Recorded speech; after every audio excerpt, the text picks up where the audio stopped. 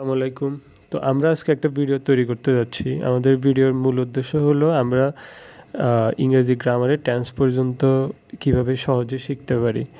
তো আসলে সঠিক সিকোয়েন্স ফলো না করার কারণে আমরা ইংরেজিতে অনেক বেশি গ্রামার শিখতে ভুগি আর কি। সো সেই ক্ষেত্রে আমরা যদি সঠিক সিকোয়েন্সটা ফলো করি তাহলে ইংরেজি গ্রামারটা আমাদের জন্য শেখা অনেক বেশি সহজ হয়ে যায়। তো এই ভিডিওতে আমরা সেটাই দেখার চেষ্টা করব।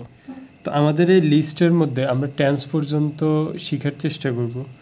তো সেই ক্ষেত্রে আমরা যেটা দেখব সেটা হলো আমরা কিভাবে সিকোয়েন্সটা সাজাতে পারি। তো আমাদের ভিডিওর প্রথম অংশে আমরা চলে আসি 1 নম্বরে আমরা শিখব সিলেবাল।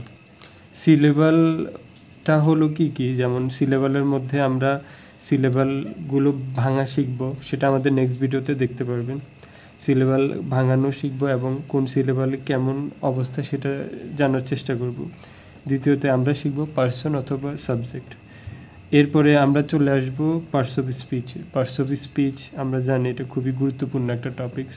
তো আমাদের এই ক্ষেত্রে মূল কাজ হবে পার্টস অফ স্পিচ কত প্রকার এবং প্রত্যেক প্রকারের সংজ্ঞা এবং সাথে 3টা 4টা বা 5টা করে উদাহরণ শেখা, সেটাও আমরা ভিডিওতে ইনশাল্লাহ দেখানোর চেষ্টা করব। এরপরে আমরা চলে আসবো ভার্ব, যেটা ইংরেজি গ্রামারের জন্য খুবই গুরুত্বপূর্ণ। ভার্বের মধ্যে আমরা শিখব অক্সিলারি ভার্ব এবং প্রিন্সিপাল ভার্ব। আমরা জানি এই দুইটাই আমাদের মেন ভার্ব, মেইনলি কাজে লাগে ভার্বের মধ্যে। তো অক্সিলারি ভার্ব 24টা আছে, সেগুলো আমরা শিখব ইনশাল্লাহ, আমরা ভিডিওতে দেখানোর চেষ্টা করব। এবং প্রিন্সিপাল ভার্ব, এই যে স্ট্রং ভার্ব উইক ভার্ব, আমাদের ইংরেজি গ্রামার বইয়ে থাকে যে কনজুগেশন অফ ভার্ব, এই কনজুগেশন অফ ভার্ব এই আইটেমটা আমরা গ্রামার বই থেকে মুখস্থ করে ফেলবো, যে কোনোভাবেই হোক এটা আমরা মাস্ট লাগবেই, ঠিক আছে। তো স্ট্রং ভার্ব উইক ভার্ব এটা আমরা শেষ করার পর এরপর আমরা চলে আসবো সেন্টেন্সে।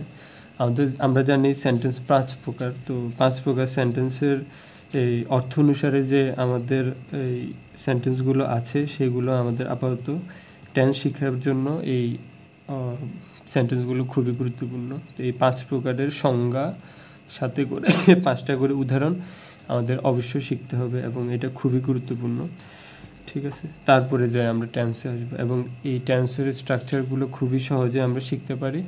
সেই ক্ষেত্রে আমরা আমাদের ভিডিও দেখলে আশা করি আপনারা বুঝতে পারবেন। তো আমার যেটা মনে হয় যে ইংরেজি গ্রামারে আমরা যদি এই সিকোয়েন্সটা ফলো করি তাহলে গিয়ে আমরা খুব সহজে